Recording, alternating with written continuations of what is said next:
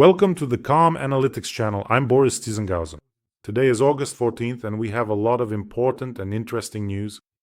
First of all, in this episode, tomorrow's meeting in Alaska, who Putin is bringing with him, Trump's high-profile statements on the eve, and he even issued a bit of a warning to the Kremlin. Here's how Putin might respond and what agreements could be reached tomorrow. Jong Un apparently has also decided to do a bit of saber-rattling. And then there are the strikes on Belgorod and Rostov. The local authorities have no idea what's going on. Drone raids are continuing.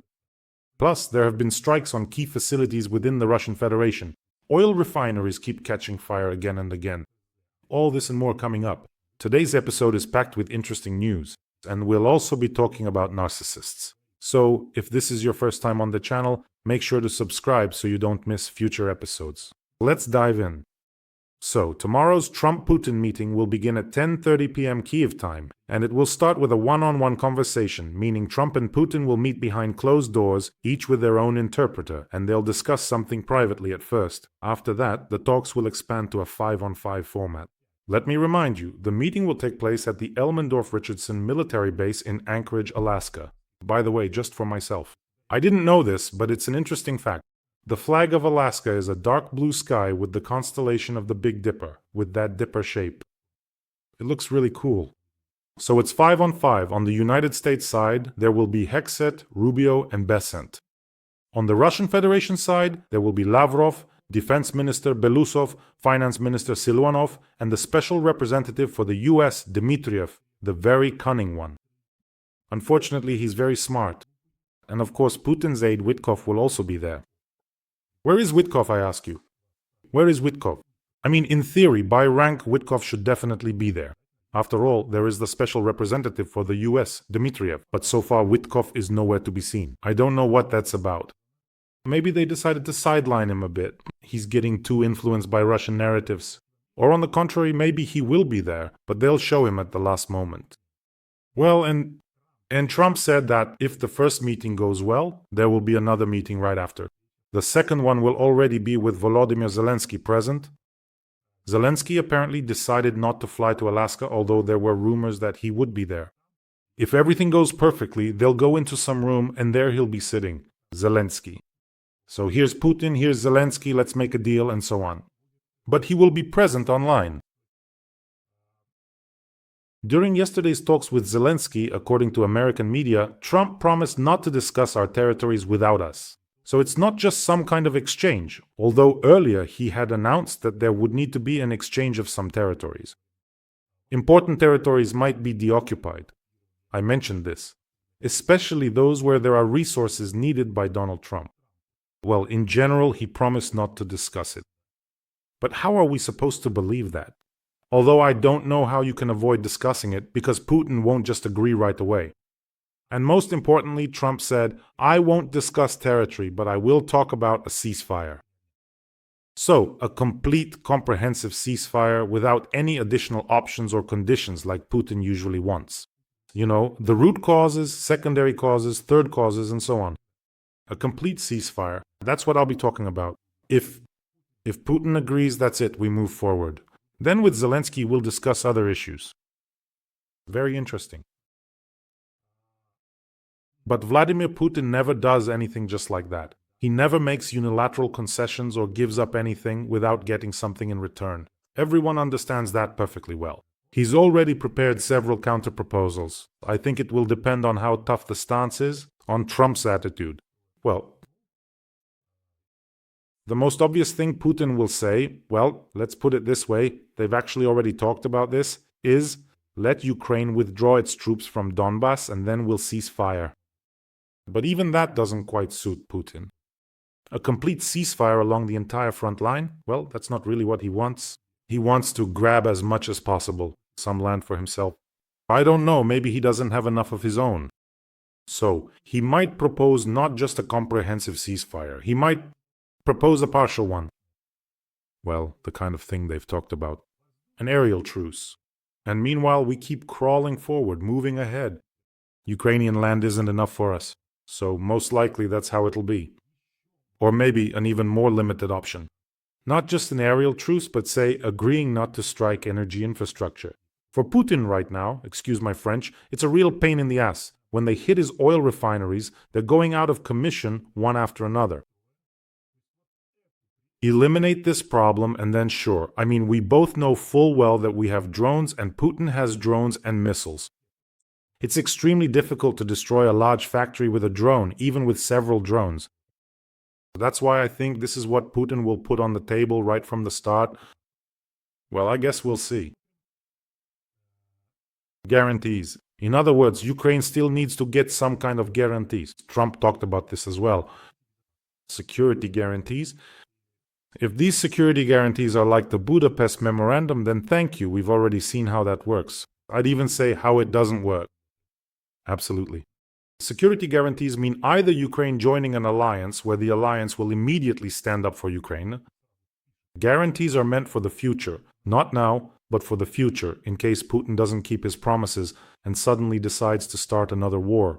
And guarantees mean weapons capable of striking Moscow, for example, or decision-making centers, so that nothing would be left of Moscow. Well, let's put it this way, not that nothing would be left of Moscow. In other words, something capable of reaching the bunker and hitting it hard. It's unlikely that anyone will provide us with such weapons. Anyone! We can see it ourselves. What's the attitude? So when it comes to security guarantees, things are very, very uncertain. The only thing that slipped through is that Trump says, well, it seems like we're ready to supply weapons to Ukraine, but under a scheme where we give them to NATO. NATO then supposedly gives them to Ukraine, and we don't see it, don't know about it. We're not a party to the conflict. That basically works for us, but let me emphasize once again, I've noticed just how much Trump's rhetoric changes, how much it depends on whoever spoke to him last.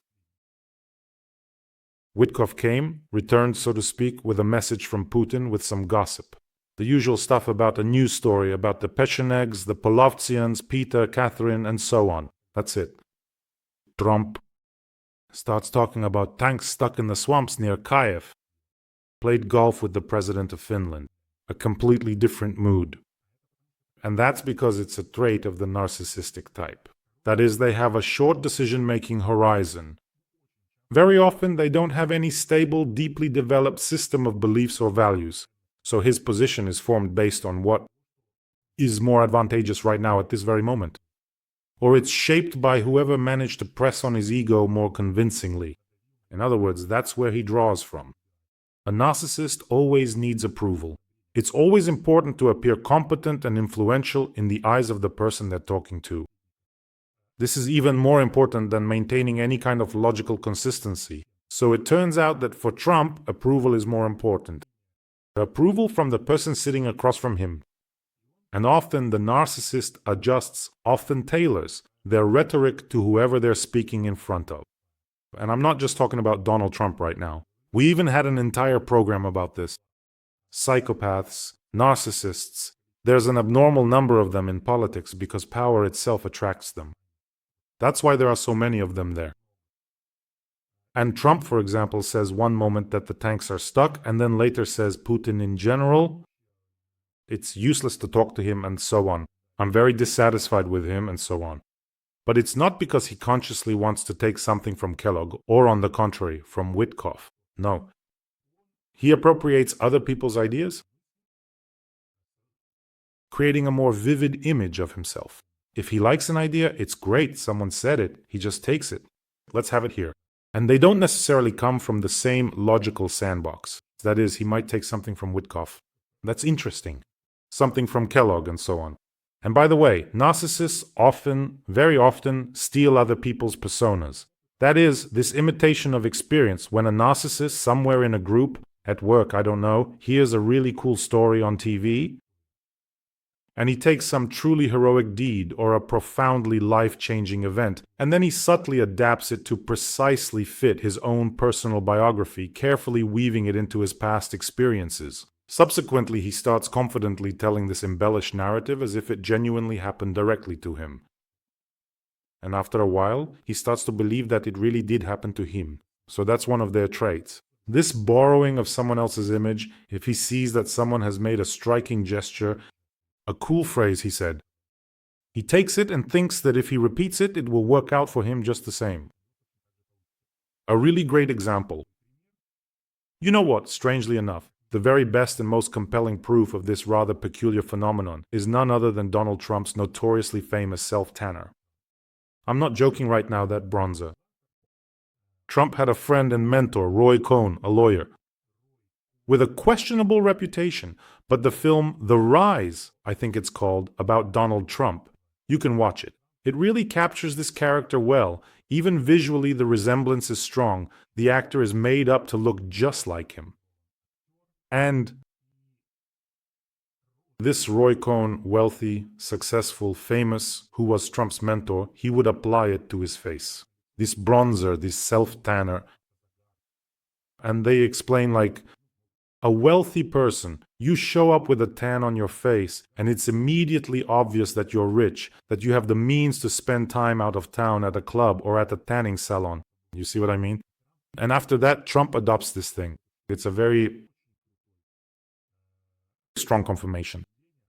And also mixing up real events from your own life with things that happen to other people. I think everyone knows someone like that who, the type who says, I was on fire in a tank, I jumped with a parachute, I was a member of the Yakuza.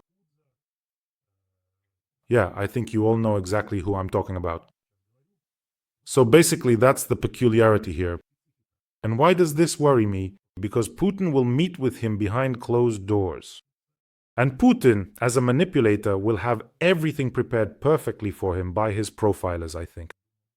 And as for Trump, no matter how much he tries to feed him information, in such a way that Trump might just barge in and say, forget about Ukraine.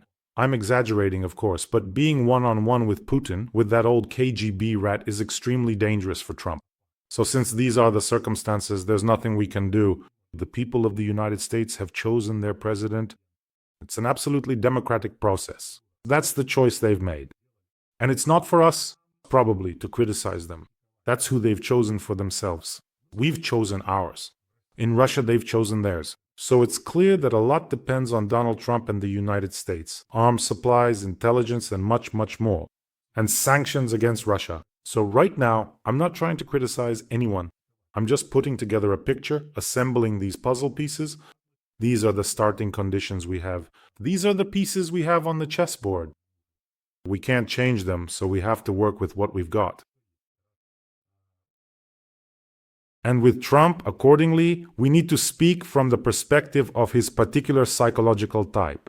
In other words, if he forces Russia to cease fire, Donald Trump will go down in history. That's what needs to be communicated.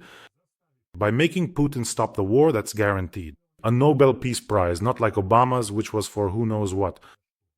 You get what I mean, right? But a real one for actual achievements, you feel that? And of course, there's the other side of the coin. Those who know all these narcissistic needs for admiration, for seduction, for using such techniques to plant the right ideas in someone's head, it's the easiest thing in the world. The main thing is detox, Kellogg. Detox has to happen after this meeting. Trump needs to come out and spend several hours with Kellogg or with Rubio. Who will bring him back to reality? Although there are doubts. In the meantime, friends, let me remind you that the situation at the front is extremely difficult. By the way, over there in the Pokrovsk direction where the Russians rushed in, Azov is quickly putting them in their place. There are many Russian prisoners, many have been eliminated.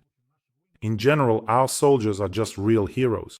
That's why I remind you, we have almost just a little bit left to finish raising funds for FPV drones with fiber optics for the 101st Brigade. Right now, they are holding and defending Chasiv Yar.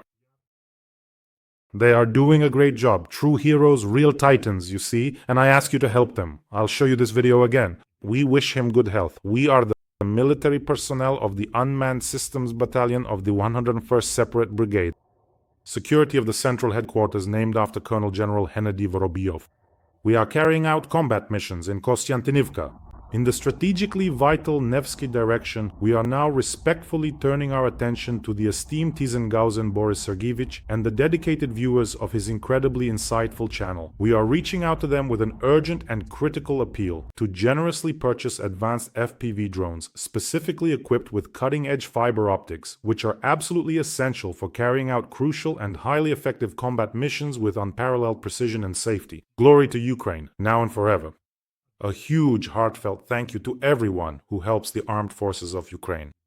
And from our soldiers, I always pass on words of gratitude to you. If you don't see the payment details, it most likely means you're not watching on my channel, so that's why they're provided specifically for this. Here is a QR code. You can use it to go directly to the bank and support our defenders. The President of Serbia stated that only dictators change the constitution to extend their powers. In general, Vucic has been getting out of hand lately, at least from Putin's point of view. I'm a political veteran. I can no longer run for president, and I'm not even considering the idea of amending the constitution for that purpose. I'm not the dictator the media makes me out to be. My presidential career will end in a year and a half. And of course, this sounds very ambiguous in the current political context, especially coming from Putin, who in 2020 amended the constitution to reset his own presidential terms. Dictators always follow a very similar path. The fear of losing power, their path is always the same. They come to power. Then they start purging the media, then they begin to destroy the opposition. It gets to the point where he already, according to the constitution, he can't serve any more terms. So they change the constitution. In other words, they all follow the same path. After that, either they're carried out of the palace or they're carried out feet first. Feet first, that is. That's all there is to it. By the way, honestly, the snuff box is too simple an option for Putin. To hit him on his bald head, way too simple. I'd like him to see with his own eyes how this colossus with feet of clay, how this empire, his pseudo-empire, began to collapse. And all without a process he can control.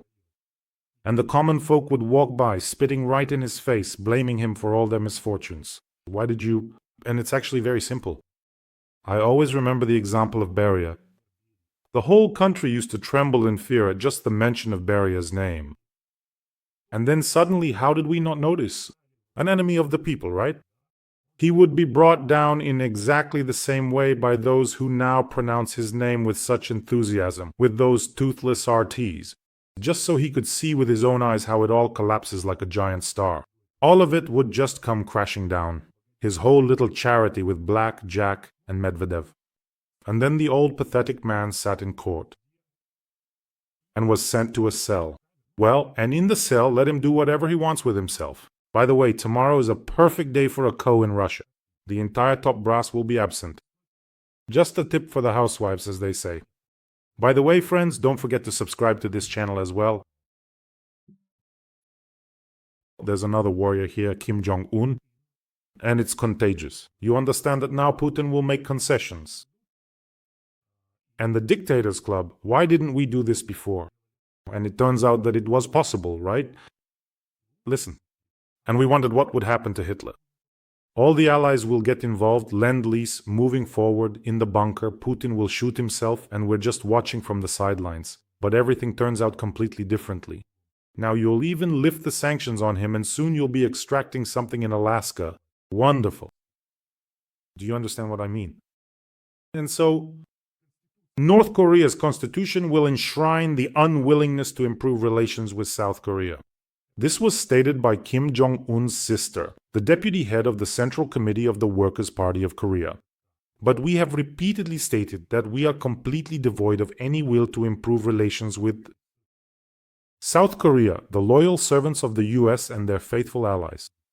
And this final position and opinion will be enshrined in our constitution. Well, basically, they're gradually preparing the population, really winding them up. Although, how much more can you wind them up over there? Did you see how they run after him into the water? I think if he sailed away in a boat and didn't wave at them, like come back to shore, they'd just keep running and all end up drowning. And no one is forcing them to do it. That's how much their consciousness has changed. It's just ingrained in the minds of North Korean residents. A cult of personality. Yes, they run, there are such cases, but North Korea is under an extremely strict information dome. But overall, this is, of course, a classic example.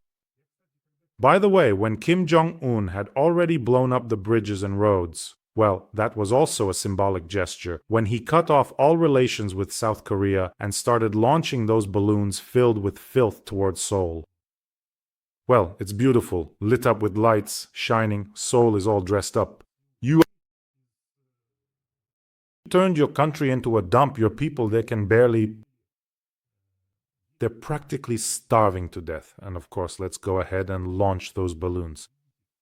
But the absolute saboteur, and in my opinion, the only real character in North Korea is Kim Jong Un. It's classic. The worse people live, the bigger and scarier the external enemy needs to be. The main thing is to completely shut off the information space, just in case someone might actually see the real world. That's why Russia is now shutting itself off from information so rapidly. YouTube and TikTok have long been blocked. Now you can even get jail time for using a VPN. Ban WhatsApp, Telegram, phone calls, a national messenger that monitors everyone.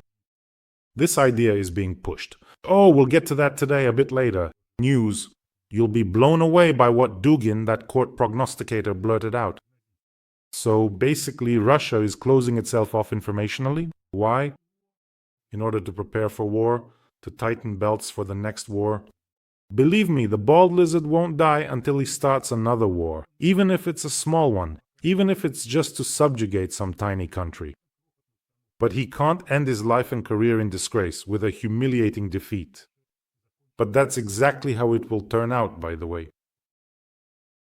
And I always visit the website. Whenever I talk about or read about North Korea, I always go to the website of the Korean Central News Agency, and there's a section there called Revolutionary Episode. In this section, they collect stories from the lives of Kim Jong Un, his father, and his grandfather, and literally every sneeze is turned into a heroic deed. For example, how do you like this revolutionary episode? It's just incredible. Once in November 2019, the respected comrade Kim Jong Un visited the Yangdok Hot Spring Cultural Recreation Zone on the eve of its construction's completion, so it was still under construction. Comrade Kim Jong Un happily looked at the displayed products bearing the Narai brand, and then he noticed that the sanitary ceramics with the Narai brand were placed next to a world-famous foreign product. He called over a senior official and said, "Go ahead, use them." I'm just reading this as it is. You'll understand what's special about this in a moment. When the senior official used both products at the same time, Comrade Kim Jong Un carefully observed the process. And with a smile, he said that our product is better. Nari is a North Korean brand. And he said that the product belongs to those with the highest spiritual strength. They can achieve dominance over the world with their ultra-modern technology. So just for context, I spent a long time trying to find out what Narai is. Narai manufactures sanitary ware, toilets, and sinks. So Kim Jong Un saw, some sanitary ceramic, I'm guessing a toilet, and said, "Use it." And next to it was some global brand, probably one he was already familiar with. And oh, what a miracle! Do you truly see how it beautifully turns out? And from this remarkable process, compelling stories are indeed created, specifically called the Revolutionary Feat section, which is quite significant. Just so you understand, soon we'll find out how Putin goes and flushes, the tanks, and in the same way, gilded 1.5-meter statues of Putin will be standing everywhere. Real growth. And look at what's happening since we're talking about Putin. Right on the eve of Putin's visit to Alaska, which in itself sounds, like an international criminal, an arrest warrant has been issued for stolen children. A murderer, a terrorist is flying to Little Alaska. The road is being prepared for him. A motorcade will arrive for him. Don't you think this world has taken a completely wrong turn? Well, anyway, today drones struck the center of Rostov and Belgorod. I couldn't miss this news because there's a statement from the local governor. Just look at how cynical these degenerates are. Belgorod was hit, and in Rostov, by the way, the Russians used electronic warfare to land a drone on the roof of a building. By the way, they landed it just a few hundred meters from the headquarters of the Southern Military District. Why are you doing this, Russians? Why? You don't need to land them. They're not flying where they should. If you just leave the Ukrainian drones alone, there won't be any injuries or damage to civilian objects. Only the military will be affected. And here's the statement. Why did it trigger me a bit despite my slight schizoid tendencies? That's not a joke either. Belgorod residents are now experiencing something they have never gone through in modern history, he said. This was stated by the governor of Belgorod region, Gladkov, during a press conference. They are experiencing something they have never experienced in modern history, and Ukraine has been experiencing this. Thanks to you for several years already. And he added, now this is really news. I took this from the RBC website. He added that there are no military personnel in Belgorod and that Ukraine's armed forces will strike at the centers of civilian government and aviation. No military personnel? Next news from RBC. The center of Belgorod is cordoned off by the military with bursts of automatic gunfire and explosions being heard. Are these some kind of Schrodinger's soldiers? What is this? Are there military personnel? No military personnel. Here you have to understand, they even have the nerve to say that trouble has come to our land. Treacherous drones, our kind missiles, they somehow fly over there, but their evil, bad drones have come here. The poor people of Belgorod are suffering. Do you feel sorry for them? Does anyone here actually feel sorry for these deep Russians who were clapping their hands? Recently these interviews have been popping up. I think you've seen them. An old lady, oh God, I'm a dandelion. But then it's all about taking Ukraine, dividing it up, dropping a nuclear bomb, and so on. I don't feel sorry at all. Not at all. Here's another interesting story about some crafty entrepreneurs. In the resort village of Shelesny Port, which is in the part of Kherson region not under our control, a water park suddenly caught fire. Well, did it really catch fire? It burned down. And the local authorities claimed it was attacked by drones. So basically, Ukraine supposedly sent drones to attack the water park, just so Russians couldn't ride the water slides. I've already told Russian officials 100 times, here's a life hack for you. Want to write something off or steal something? Set fire to an oil depot, sell the fuel beforehand, I don't know, half the tank, then set it on fire and say, just like with the water park, it burned down. They allocated 100 trillion for it and it burned down, you see? Burn down the warehouses. Sold something, burn it. You simply won't have this kind of opportunity after the war ends. So go ahead, set fire to all your oil depots now, send the oil products to the black market. By the way, since we're talking about oil products, last night another Lukoil refinery in Volgograd was attacked. That's a big one, I think, about 15 million its processing capacity. So deneftization is not just moving along, it's really taking off now. That's why Putin will be rubbing his sweaty little hands over there. He'll be blinking with his dull eyes and saying, come on, energy transition. Well, at least let's start with him. Well, what? Let's start. We definitely have to do it. And now the final news, which is simply wonderful. Everything about it is just great. The ideologist of the Russian world, Dugin, has called for the FSB to be declared messengers of God.